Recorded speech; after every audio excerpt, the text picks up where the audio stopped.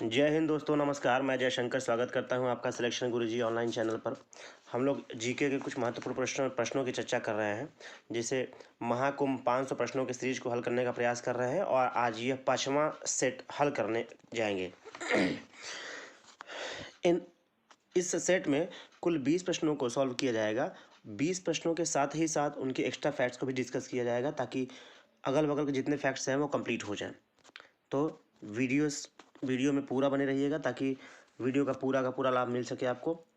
पहले इस प्रश्न की शुरुआत करते हैं, ध्यान से देखिएगा। पहला प्रश्न कह रहा है, निम्न में से वस्तुओं का कौन सा जोड़ा संयुक्त आपूर्ति का एक उदाहरण है। ध्यान समझिएगा। कह रहा है कौन सा जोड़ा संयुक्त आपूर्ति का एक उदाहरण है।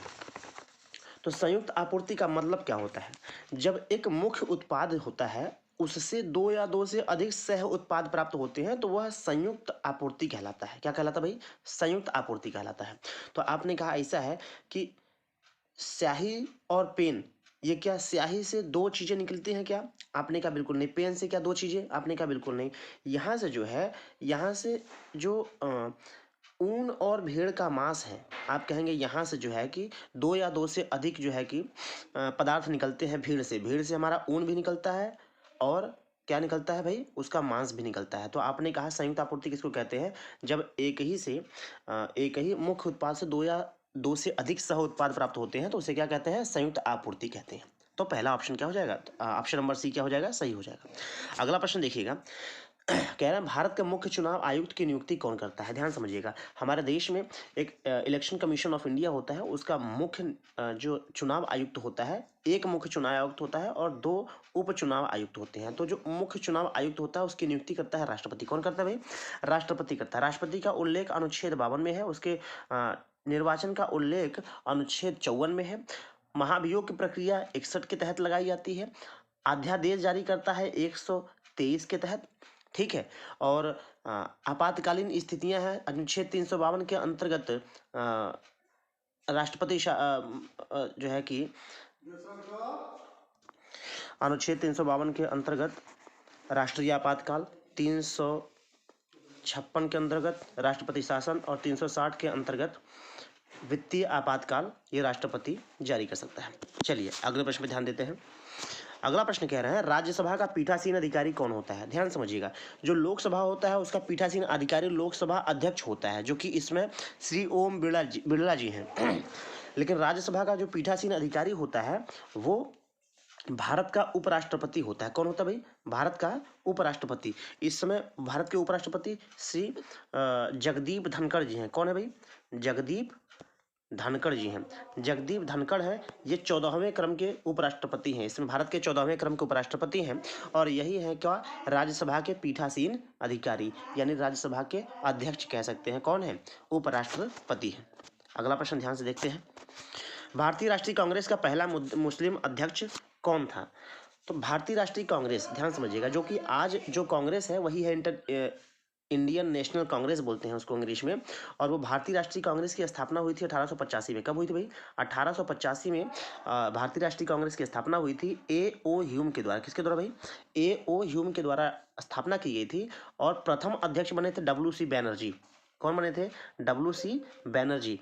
W.C. बैनर्जी प्रथम अध्यक्ष बने थे। लेकिन इन्होंने पूछा है कि पहला मुस्लिम अध्यक्ष कौन बना था, तो आपने कहा पहला मुस्लिम अध्यक्ष बदरुद्दीन तैयब जी बने थे। कौन बना था? बदरुद्दीन तैयब जी। सन 1887 में, तीसरे सम्मेलन में सन 1887 में बदरुद्दीन तैयब जी भारतीय राष्ट्रीय कांग्रेस के अध्यक्ष बने थे, जो हुआ था मद्रास में। कहाँ हुआ था भाई? मद्रास में। इसका अधिवेशन हुआ था मद्रास में और बदरुद्दीन तैयब जी बने थे क्या? भारतीय राष्ट्रीय कांग्रेस के मुस्लिम अध्यक्ष, पहले मुस्लिम अध्यक्ष। अगला प्रश्न ध्यान से देखते हैं। तराइन के प्रथम युद्ध में निम्न में से किसको पृथ्वीराज चौहान ने हराया था? ध्यान समझिएगा। तराइन के दो युद्ध हुए थे। एक तो युद्ध हुआ था 1191 में और दूसरा हुआ था 1192 में। तराइन के दो युद्ध हुए थे। तराइन का जो प्रथम युद्ध था, इस प्रथम युद्ध में पृथ्वीराज चौहान ने मोहम्मद गोरी को हराया था। किसको हराया था भाई? मोहम्मद गोरी को हराया था। लेकिन 1192 में फिर तराइन का युद्ध होता है, उसको द्वितीय युद्ध कहते हैं। और इस द्वितीय युद्ध में मोहम्मद गोरी फिर पृथ्वीराज चौहान से लड़ने आता है और जयचंद की सहायता से 1192 में मोहम्मद गोरी को हरा देता है। तो तराइन का प्रथम युद्ध और द्वितीय युद्ध दोनों मोहम्मद गोरी और पृथ्वीराज चौहान के बीच में हुआ। ठीक है, तो इसलिए ध्यान रखिएगा, किसको पृथ्वीराज चौहान ने हराया था भाई प्रथम युद्ध में? मोहम्मद गोरी को। लेकिन द्वितीय युद्ध में मोहम्मद गोरी ने पृथ्वीराज चौहान को हरा दिया था। ठीक है, महमूद गजनी, गजनी जो कि भारत को लूटने आया था। इसके बाद इल्तुतमिश, इल्तुतमिश जो है कि गुलाम वंश का वास्तविक संस्थापक माना जाता है इसको। और बलबन, बलबन भी गुलाम वंश का शासक था। अगला प्रश्न देखते हैं, लौह नीति बलबन ने ही अपनाया था। अगला प्रश्न, निम्न में से दिल्ली का अंतिम सुल्तान कौन था? ध्यान समझिएगा, सुल्तान केवल सल्तनत काल तक ही रहे थे। और सल्तनत काल की शुरुआत कब हुई थी? गुलाम वंश से लेकर के, गुलाम वंश से लेकर लोदी वंश तक सल्तनत काल चला था। इसके बाद मुगल साम्राज्य की स्थापना हो गई थी। तो जब अंतिम लोदी चला तो लोदी वंश का अंतिम शासक कौन था? तो आपने कहा इब्राहिम लोदी था। कौन था भाई? इब्राहिम लोदी था।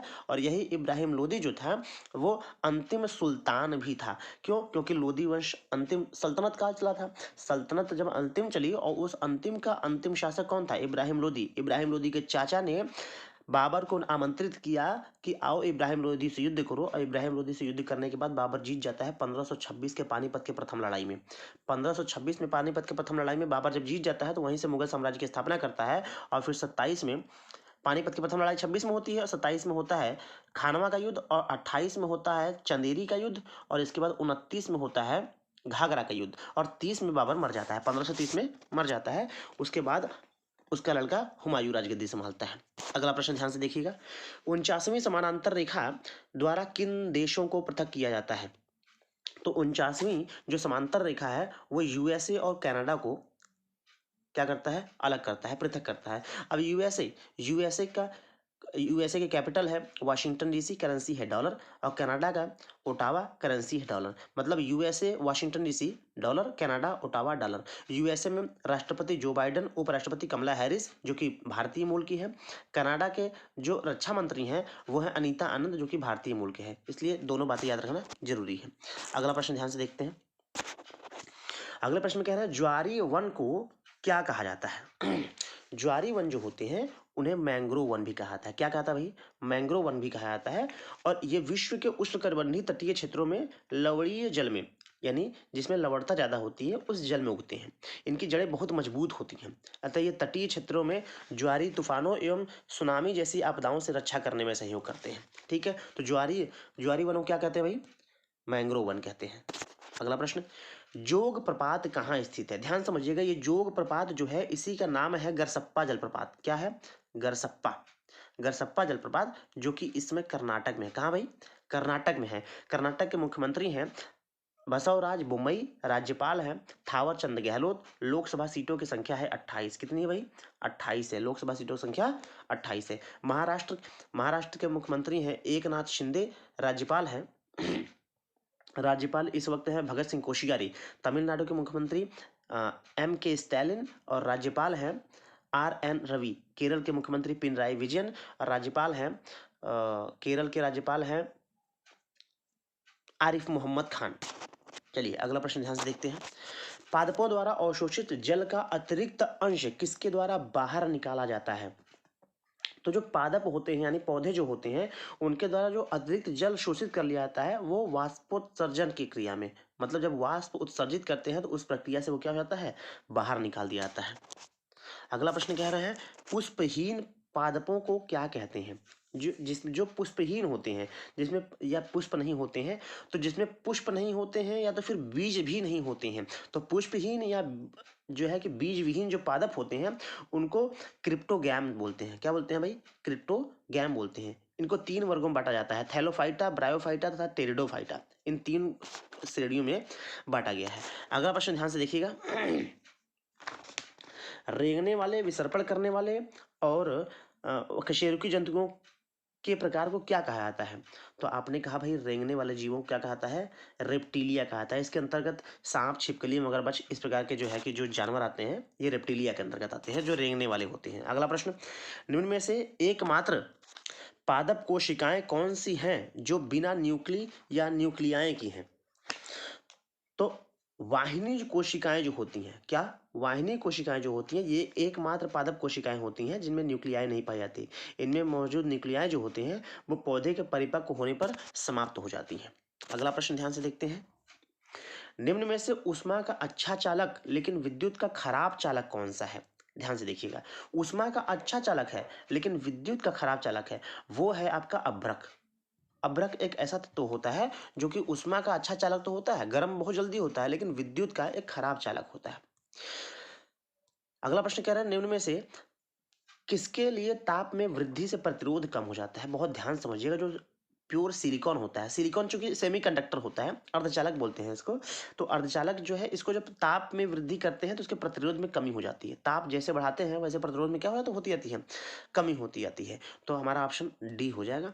अगला प्रश्न देखिएगा, जब कोई दौड़ती हुई कार अचानक रुक जाती है तो यात्री आगे की ओर क्यों झुक जाते हैं? ध्यान समझिएगा, न्यूटन ने 3 गति के नियम दिए हुए हैं, प्रथम, द्वितीय और तृतीय। तो प्रथम नियम क्या कहता है भाई?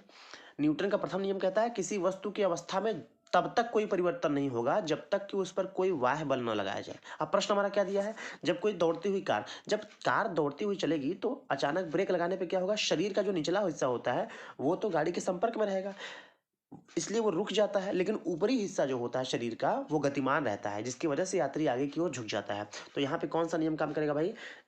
न्यूटन का प्रथम नियम। अब न्यूटन के प्रथम नियम को कहते हैं जड़त्व का नियम। क्या कहते हैं भाई? गति के जड़त्व का नियम। अगला प्रश्न ध्यान से देखिए, अगला प्रश्न कह रहा है, कृष्णदेव राय ने हम्पी में कृष्ण स्वामी मंदिर बनवाया था, यह इस समय किस राज्य में स्थित है? देखिए, हम्पी में जो मंदिर बनवाया हुआ था, कृष्ण स्वामी मंदिर बनवाया था हम्पी में, तो हम्पी वर्तमान समय में कहाँ है? कर्नाटक में है। ध्यान समझिएगा, कहाँ पे है भाई? कर्नाटक में है। कर्नाटक की राजधानी है बेंगलुरु, मुख्यमंत्री बसवराज मुंबई, राज्यपाल है यहाँ के थावर चंद गहलोत। ऑप्शन है पंजाब, पंजाब के मुख्यमंत्री हैं भगवंत सिंह मान, राज्यपाल यहाँ के हैं बनवारी लाल पुरोहित, और यहाँ की राजधानी है जो है चंडीगढ़। कोलकाता की राजधानी, कोलकाता खुद राजधानी है अपने आप में, कोलकाता पश्चिम बंगाल की राजधानी है, पश्चिम बंगाल के मुख्यमंत्री ममता बनर्जी राज्यपाल हो जाएंगे यहाँ के। एक अभी तो पश्चिम बंगाल के जगदीप धनखड़ थे जो कि उपराज्यपाल बन गए हैं, यहाँ का अतिरिक्त प्रभार किसी को दिया गया है। इसके बाद एक ऑप्शन है केरल, केरल की राजधानी है केरल की राजधानी तिरुवनंतपुरम, मुख्यमंत्री पिनराई विजयन, और राज्यपाल हो जाएंगे आरिफ मोहम्मद खान। अगला प्रश्न देखेंगे, दक्षिण अफ्रीका में पालन की जाने वाली प्रजातीय भेदभाव नीति को क्या कहा जाता था? जो दक्षिण अफ्रीका था, दक्षिण अफ्रीका में प्रजातीय भेदभाव को क्या कहता था? इसको रंग भेद कहते थे। क्या इसको क्या कहते थे भाई? रंग भेद कहते थे। चलिए अगला प्रश्न देखते हैं, कह रहे हैं निम्न में से कौन सा एंजाइम रक्त का थक्का बनने में सहायता करता है? रक्त का थक्का जमने में सहायता करता है थ्रोम्बिन एंजाइम। ये एंजाइम जो होता है वो रक्त का थक्का जमने में सहायता करता है। जो रेनिन होता है, रेनिन तो दूध को दही जमाने में परिवर्तित करने में काम आता है। और इसके बाद जो है जो एमाइलेज होता है वो घुलनशील शर्करा बदलता है ना, वसा जो होता है उसको घुलनशील शर्करा में परिवर्तित करता है। तो मूल बात क्या हो गई भाई, एंजाइम कौन सा एंजाइम रक्त का थक्का बनाने में सहायता करता है? तो थ्रोम्बिन एंजाइम रक्त का थक्का जमाने में सहायता करता है। अच्छा, एक और विटामिन है जो कि करता है, तो विटामिन के जो है वो रक्त का थक्का जमाने में सहायता करता है। विटामिन के रक्त का थक्का जमाने में सहायता करता है। और विटामिन के का रासायनिक नाम है क्या भाई? टोकोफिराल। क्या है? टोकोफिराल। टोकोफिराल इसका रासायनिक नाम होता है। अगला प्रश्न देखते हैं, अगला प्रश्न कह रहे हैं, हरे पौधे दिन के समय कार्बन डाइऑक्साइड के बजाय वायुमंडल में ऑक्सीजन छोड़ते हुए प्रतीत होते हैं, क्यों? होता क्या है कि दिन के समय जब प्रकाश संश्लेषण की प्रक्रिया होती है तो वो श्वसन की क्रिया से अधिक होती है, इसलिए हरे पौधे दिन के समय जो है कार्बन डाइऑक्साइड की बजाय वायुमंडल में ऑक्सीजन छोड़ते हुए प्रतीत होते हैं। कार्बन डाइऑक्साइड जो होती है और पानी, इन प्रकार के सरल पदार्थ जो होते हैं कार्बोहाइड्रेट जैसे जटिल पदार्थों का निर्माण करते हैं। तो ऑप्शन नंबर कौन सा हो जाएगा? ऑप्शन नंबर सी सही हो जाएगा। क्या हो जाएगा भाई? सी। दिन के समय प्रकाश संश्लेषण की दर श्वसन की दर से क्या होती है? अधिक होती है। चलिए, इस प्रकार से हम लोगों ने 20 प्रश्नों को हल कर लिया है। अगर वीडियो आपको अच्छी लगी हो तो लाइक कीजिएगा, दोस्तों के साथ शेयर कीजिएगा, और कोई डाउट होता है तो कमेंट बॉक्स में कमेंट कीजिएगा। बाकी के लिए अगले वीडियो में मिलते हैं, तब तक के लिए जय हिंद,